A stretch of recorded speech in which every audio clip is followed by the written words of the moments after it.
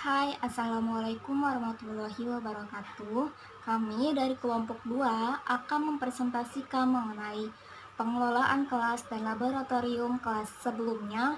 Saya perkenalkan diri dulu, nama saya Inasya Jana Aulia Husni, dan pemateri yang kedua bernama Upi Oktaviani, dan pemateri yang ketiga ialah Siti Nurasya, dan yang terakhir adalah Fadilah. Yang pertama, saya akan membahas tentang pengelolaan kelas. Pengelolaan kelas itu merupakan keterampilan yang sangat penting bagi guru karena dapat menciptakan kondisi proses belajar mengajar yang sangat optimal dan kondusif. Menurut The Jamrah dan Aswan 2002, pengelolaan kelas terdiri dari dua kata, yaitu pengelolaan dan kelas. Pengelolaan itu sendiri akar katanya adalah kelola yang ditambahkan awalnya pe dan akhiran an yang menjadi pengelolaan. Istilah dari pengelolaan adalah manajemen karena manajemen merupakan prinsip yang berkaitan dengan fungsi perencanaan, pengorganisasian, pengarahan, pengendalian, pengaturan, dan penataan suatu kegiatan. Nah, pengelolaan kelas adalah keterampilan guru untuk menciptakan dan memelihara kondisi belajar yang optimal dan mengembalikannya bila terjadi gangguan dalam proses belajar mengajar. Ketika guru tidak mempunyai keterampilan dalam mengelola kelas dengan baik, mungkin anak muridnya dan kondisi di dalam kelas sangat tidak kondusif. Lalu, selanjutnya, apa sih tujuan dari pengelolaan kelas? Menurut Ari Kunto, 1988, tujuan pengelolaan kelas adalah agar setiap anak di kelas dapat bekerja dengan baik, sehingga segera tercapainya tujuan pengajaran secara efektif dan efisien. Itu artinya, setiap siswa terus melakukan pekerjaan yang dimaksud itu proses belajar, tanpa membuang waktu, yakni setiap siswa akan bekerja secepatnya supaya lekas menyelesaikan tugas yang diberikan. Lalu, dari kelas yang efektif, kondusif dapat mewujudkan situasi dan kondisi kelas baik sebagai lingkungan belajar maupun sebagai kelompok belajar yang memungkinkan siswa untuk mengembangkan kemampuan secara maksimal. Mungkin dan menghilangkan berbagai hambatan yang dapat menghalangi terwujudnya interaksi belajar mengajar. Lalu, apa sih prinsip-prinsip pengelolaan kelas? Yang pertama itu hangat dan antusias. Hangat dan antusias diperlukan dalam proses belajar mengajar. Guru yang hangat dan akrab dengan anak didik selalu menunjukkan antusias dan tugasnya atau pada aktivitasnya. Jika kelas sudah mempunyai rasa hangat, kegiatan belajar akan terasa lebih hidup dan para siswa akan antusias dalam mengikuti pelajaran. Yang dimaksud hangat itu bukan berarti ruangannya tuh panas. Maksudnya hangat itu artinya guru bisa mengayomi anak muridnya sehingga murid merasa nyaman ketika dalam kelas. Lalu yang kedua, tantangan. Penggunaan kata, tindakan, cara kerja, atau bahan-bahan yang menantang akan meningkatkan gairah anak didik untuk belajar sehingga mengurangi kemungkinan munculnya tingkah laku yang menyimpang. Contohnya aja seperti bercocok tanam, yang mana murid-murid ditantang untuk tidak jijik terhadap sesuatu. Nah, itu merupakan suatu tantangan yang bisa mengacu pada kekreativisan, lalu mengacu kerjasama antara siswa lain. Lalu yang ketiga ialah bervariasi. Penggunaan alat atau media atau alat bantu, gaya mengajar, pola interaksi antara guru dan anak didik akan mengurangi munculnya gangguan, meningkatnya perhatian anak didik, apalagi bila penggunaannya bervariasi. Walaupun bervariasi, tapi harus sesuai dengan kebutuhan. Kevariasian dalam penggunaan di atas merupakan kunci untuk tercapainya pengelolaan kelas yang efektif dan menghindari kejenuhan, menurut Jamrah dan Aswan 2002.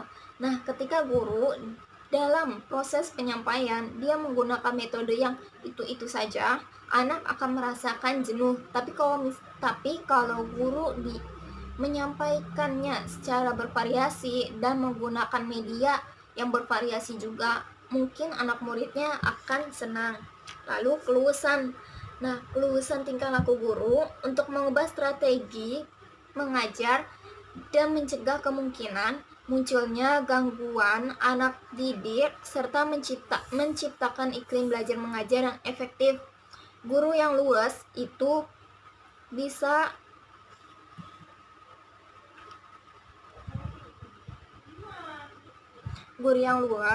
dia itu bisa meningkatkan agar siswanya tidak melakukan keributan. Lalu yang ialah penekanan pada hal-hal positif. Pada dasarnya dalam mengajar dan mendidik, guru harus menekankan pada hal-hal positif dan menghindari pemusatan perhatian anak didik pada hal-hal negatif. Contohnya aja ya, kayak anak murid dia melakukan hal yang positif seperti tanya jawab. Nah, guru tuh harus mendukung anak muridnya itu. Apalagi kalau bisa guru bisa melakukannya ke semua anak murid sehingga anak muridnya sehingga anak murid lain bisa terpacu dengan ucapan guru yang positif. Lalu yang terakhir ialah penanaman disiplin diri. Nah, ini tujuan akhir dari pengelolaan kelas. Jika pengelolaan kelasnya sudah benar tapi anaknya tidak disiplin, maka itu menurut saya agak sedikit kurang, karena tujuan dari pengelolaan kelas itu dapat mengembangkan disiplin sendiri. Karena itu sebaiknya guru mendorong agar siswanya bisa berperilaku dalam disiplin diri. Guru harus disiplin dalam segala hal bila anak didiknya ikut disiplin dalam segala hal. Hai, Assalamualaikum. Perkenalkan, nama saya Upi Oktaviani dari PGSD 2C. Di sini Upi bakalan ngejelasin tentang administrasi kelas. Administrasi kelas itu merupakan usaha yang diarahkan untuk mewujudkan suasana kelas yang menyenangkan dan tentunya efektif, dan juga dapat memotivasi siswa agar dapat belajar dengan baik. Selain itu, kita sebagai guru juga bukan hanya tentang mendidik ataupun mengajar, melainkan bagaimana cara kita mengelola administrasi kelas dengan baik dan juga benar. Tahu apa itu administrasi kelas? Sekarang kita bakalan ke klasifikasi administrasi kelas. Terdapat 2 administrasi kelas yang harus ada di setiap kelasnya. Yang pertama itu kayak administrasi pajangan atau di dinding. Biasanya kayak ada jadwal piket, struktur organisasi, jadwal pelajaran, peta, global, lambang negara kita, terus presiden, foto presiden dan wakil presiden. Itu tuh kayak harus ada gitu di setiap kelas kita. Makanya kan kalau kita masuk ke kelas lain itu kayak udah nggak asing gitu. Pasti di setiap kelas itu ada yang kayak misalnya jadwal piket gitu kan, struktur organisasi. Makanya itu udah nggak asing lagi kan buat kita gitu. Waktu UPI SMP tuh ada tahu kegiatan dalam pengecekan barang-barang di kelas. Biasanya setiap hari Senin kan kita upacara. Nanti ada beberapa orang yang mengecek kelengkapan di kelas kita. Biasanya sih anggota OSIS 3 orang doang. Nah, nanti 3 orang itu bakalan mencatat apa aja yang nggak ada di dalam kelas kita. Misalnya gambar Garuda, terus presiden dan wakil presidennya nggak ada gitu ya gambarnya di dinding-dinding kita. Nah, sama mereka dicatat. Udah itu sama mereka diberikan ke wali kelas agar kita itu untuk segera melengkapkan gambar-gambar yang ada di dinding kita itu. Nggak hanya gambar sih, kayak sapu juga kan, terus P3K, itu tuh harus ada banget di kelas kita gitu. Kalau misalnya banyak banget deh kelengkapan di kelas kita yang nggak ada gitu kan, nah nanti itu kelas kita itu bakalan kena sanksi. Sanksinya itu biasanya diumumin sih setiap hari Senin gitu, dan itu tuh malu banget dan menyadarkan kita juga gitu kan sebagai siswa untuk disiplin dalam kelengkapan barang-barang yang ada di kelas kita gitu. Kedua ada administrasi di atas meja guru. Biasanya ini mah kayak kebutuhan kita sih, kayak misalnya buku pedoman dalam mengajar, terus jurnal pembelajaran, RPP, program tahunan ataupun semester, ya kayak gitu-gitu aja gitu. Hal-hal yang perlu diperhatikan di dalam kelas, misalnya kayak pengaturan tempat duduk. Nah, kita itu harus disesuaikan dengan kebutuhan siswa. Misalnya nih ya, siswa TK gitu, diberikan kursi yang untuk anak SMP. Nah, gak akan mungkin kan, ya kan? Karena mereka tuh badannya kecil dan gak akan nyampe gitu buat naik ke kursi yang gede gitu. Jadi harus disesuaikan dengan kebutuhan siswa ya. Terus ada juga kayak formasi nih, formasi tempat duduk. Kalau misalnya kita mau metode pembelajarannya itu berdiskusi, maka yang baik itu kita mengaturnya dengan melingkar gitu, membuat kursi-kursi dan meja itu melingkar gitu, kayak berkelompok gitu. Jadi ke merekanya juga nggak susah gitu buat interaksi ke temennya. Kalau misalnya metodenya ceramah gitu kan, fokusnya ke kita doang gitu, nggak ada interaksi dengan siswa lain. Nah, itu dibiarkan mendarat pemanjang aja gitu kan, karena kita jadi pusat perhatiannya kan gitu. Kan alat-alat pengajaran, misalnya adanya perpustakaan di setiap kelas, dan itu tuh emang bagus banget buat menumbuhkan minat baca pada mereka gitu. Jadi secara tidak sadar mereka itu bisa menyukai buku. Misalnya nih ya, ada jam kosong gitu kan, mereka tuh bosan mau ngapain ya gitu, keluarga boleh. Jadi ya udah deh, mending baca buku aja gitu, dan itu emang bagus banget dan aku suka. Kemudian selain perpustakaan, ini ada media pembelajaran gitu kan. Jadi misalnya medianya itu bisa ditempel-tempel gitu kan. Ada juga kan peta-peta gitu. Selain media pembelajaran, ada juga kayak perlengkapan kelas kan, kayak papan tulis, kapur gitu, spidol dan lain sebagainya. Ada penataan keindahan dan juga kebersihan siswa.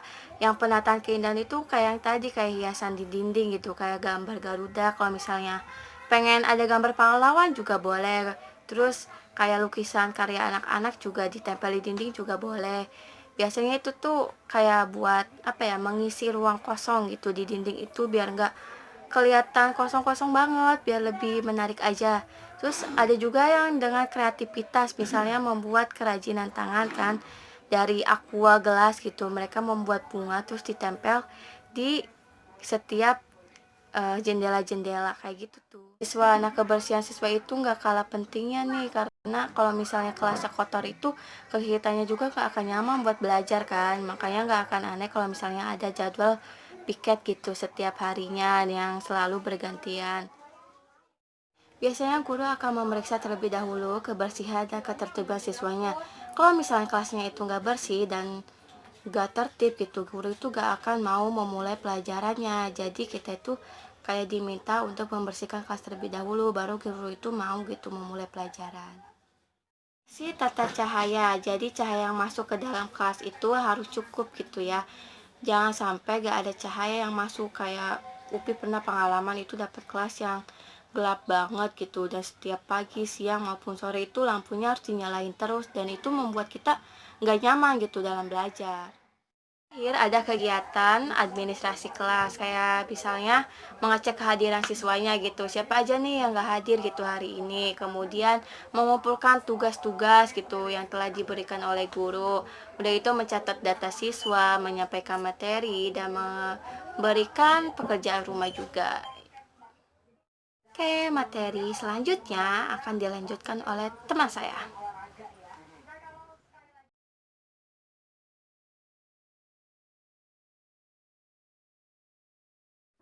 Yang ketiga, pendistribusian bahan dan alat. Nah, contoh dari bahan dan alat ini ialah pulpen, pensil, dan lainnya. Nah, guru juga harus mempersiapkan bahan dan alat tersebut supaya bila siswa kehilangan atau tidak membawa, guru dapat meminjamkan bahan dan alat tersebut agar kegiatan pembelajaran dapat berjalan dengan lancar. Yang keempat, pengumpulan informasi dari siswa. Nah, sebelum guru menyampaikan materi pada hari ini, guru menanyakan sejauh mana pengetahuan siswa memahami materi yang akan diberikan pada hari ini. Yang kelima, mencatat data siswa. Mencatat data siswa harus dilakukan oleh para guru agar bila siswa terjadi hal yang tidak diinginkan, guru dapat menginformasikan kepada pihak keluarga. Yang keenam, pemeliharaan arsip. Data dari siswa diarsipkan dari penilaian kelas 1 hingga kelas 6 untuk ditulis di buku rapot. Yang ketujuh, menyampaikan materi pembelajaran. Agar materi mudah diingat oleh siswa, guru harus memilih media dan metode yang cocok terkait materi yang diberikan. Yang kedelapan, memberikan tugas atau PR. Tujuan guru memberikan tugas atau PR untuk memotivasi siswa agar belajar di rumah.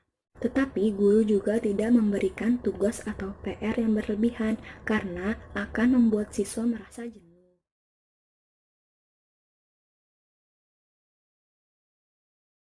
Pembelajaran. Sebelum menyampaikan materi pembelajaran, guru sudah menyiapkan materi yang akan disampaikan di kelas nanti, agar guru tidak merasa kebingungan pada saat menyampaikan materi. Selain itu, dalam menyampaikan materi, sebaiknya guru menggunakan bahasa yang mudah dipahami dan menggunakan metode yang menarik agar siswa tidak merasa bosan dan mudah dimengerti materi yang telah kita sampaikan. 8. Memberikan tugas atau PR. Hal ini dilakukan agar guru dapat melihat perkembangan siswa dalam memahami materi yang telah kita sampaikan di kelas tadi, serta bisa menjadi evaluasi bagi guru dalam menyampaikan materi. Macam-macam laboratorium. Yang pertama itu ada laboratorium IPA. Laboratorium IPA itu berisi bermacam-macam barang yang berhubungan dengan mata pelajaran IPA. Yang kedua ada lab komputer, berisi sejumlah komputer untuk menunjang pembelajaran terkait teknologi agar kualitas peserta didik meningkat sesuai arus global. Perencanaan ruang laboratorium. Yang pertama ada perencanaan kebutuhan jenis yang akan diperlukan sesuai dengan tuntutan kurikulum yang berlaku. Hal ini berguna untuk mengelola dan memanfaatkan kembali laboratorium. Kedua, perencanaan kebutuhan jumlah laboratorium berdasarkan jumlah siswa dan kelompok belajar yang akan memanfaatkan laboratorium.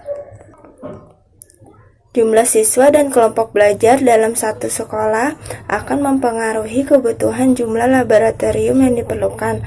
Apabila jumlah laboratorium kurang, dapat memperhambat proses pembelajaran. Yang ketiga ada perencanaan kebutuhan tanah untuk membangun laboratorium sangat diperlukan.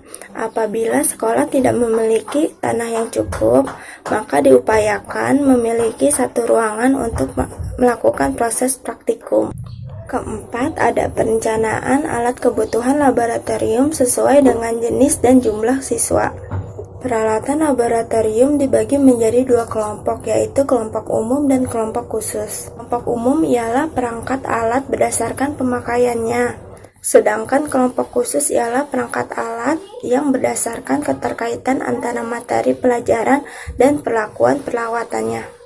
Ada struktur organisasi laboratorium seperti ini. Syaratan membangun laboratorium sekolah. Yang pertama, laboratorium tidak boleh dibangun di arah mata angin karena untuk menghindari pencemaran udara. Yang kedua, lokasi laboratorium dibuat jauh dari sumber air karena untuk menghindari pencemaran sumber air yang berada di sekitar tempat itu. Yang ketiga, laboratorium harus mempunyai saluran pembuangan tersendiri untuk menghindari terjadinya pencemaran air dan tanah penduduk di sekitarnya. Keempat, laboratorium harus terpisah dari bangunan lain supaya dapat memberikan sirkulasi udara dan penerangan cahaya yang memadai. Kelima, letak laboratorium pada bagian yang mudah dikontrol dalam kompleks sekolah. Hal ini sangat berhubungan dengan masalah keamanan terhadap pencurian, kebakaran, dan lain-lain.